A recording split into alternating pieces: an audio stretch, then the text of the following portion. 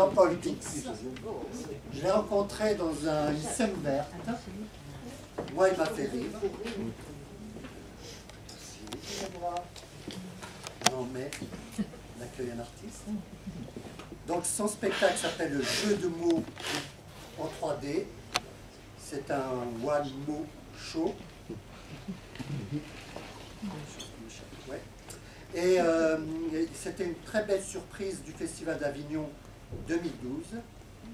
Voilà, donc je vous laisse découvrir son... Merci beaucoup. Merci beaucoup.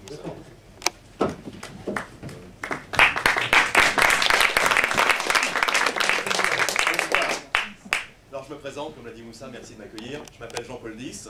Alors on a eu un comptable tout à l'heure. Moi je suis compteur de mots. Je compte les mots. Par exemple, dans Monaco, il y a un mot, c'est mot. Donc je compte un. Okay, vous allez me dire, c'est pas très compliqué comme métier. Ne croyez pas que ce soit tout le temps aussi simple. Par exemple, dans Mimosa, il y a mot, mais devant mot, il y a mi. Ça fait mi-mot. Et bien là, je compte 0,5. À l'inverse, j'ai un ami qui s'appelle Mohamed, mais tout le monde l'appelle Momo. Et bien là, je compte 2. Même si certains disent que ça compte pour du beurre. Je sens que je vais faire un public brillant ce soir. Alors certains esprits chagrins diront qu'il suffit de passer du cirage au public pour qu'il devienne brillant. Ailleurs peut-être pas avec vous. Vous qui avez fait l'effort de venir à Montreuil malgré la neige. Alors moi, s'il n'avait pas neigé, je serais venu en vélo. Ou à vélo. Je ne sais jamais si on dit a ou en. On dit quoi? A. Non, a ou en, faites gaffe. Non mais a ou en, ça peut changer complètement le sens d'une phrase. Si je dis par exemple, j'étais acculé, je ne savais plus quoi faire. Ça change de sens. Faites gaffe. Alors vous avez compris, je suis un compteur de mots et quelquefois mes jeux de mots ils sont un peu tirés par les cheveux. Alors je sais, c'est dommageable. Mais comme le dit le grand philosophe capillaire, Jean-Louis David, il vaut mieux un jeu de mots tiré par les cheveux qu'un jeu de mort tiré par les cheveux.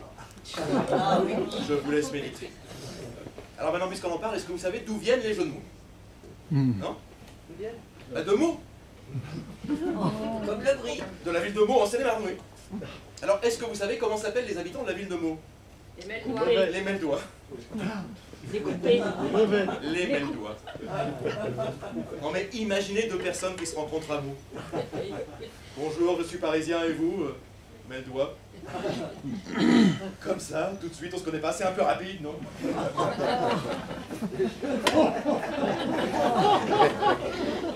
Bon, des fois, ça peut marcher. Hein. Imaginez un habitant de la ville de Castres qui rencontre un habitant de la ville de Meaux. Bonjour, je suis castré. Meldois. Là, ça marche.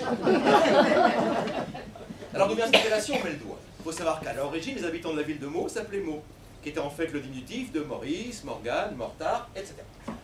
Alors à l'époque, la ville était dirigée par une princesse aveugle, qui n'avait qu'une obsession, le sexe. On l'appelait Monique. Un jour, elle dut prendre un époux.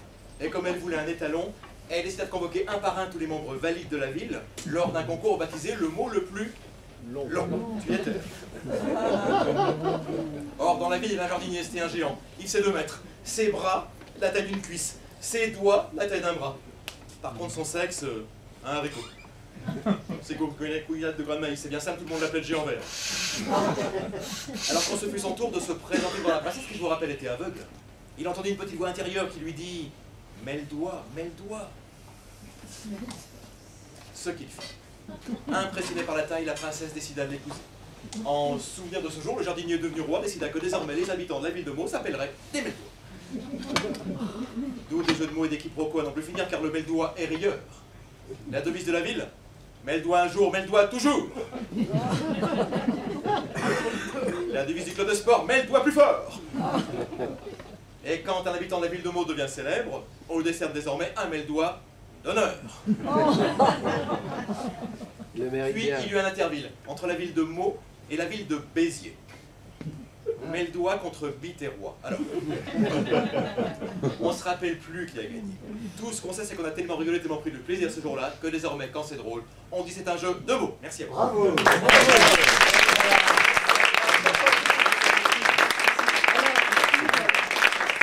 samedi, donc, à 19 h, au théâtre Le Goût, 6 rue Frochot, dans le 9e, métro Pigalle. C'est à Pigalle. Mais il ne reste plus qu'un samedi. Voilà, il n'y a plus qu'un samedi. Voilà. Merci à vous en tout cas. Merci. Merci à vous.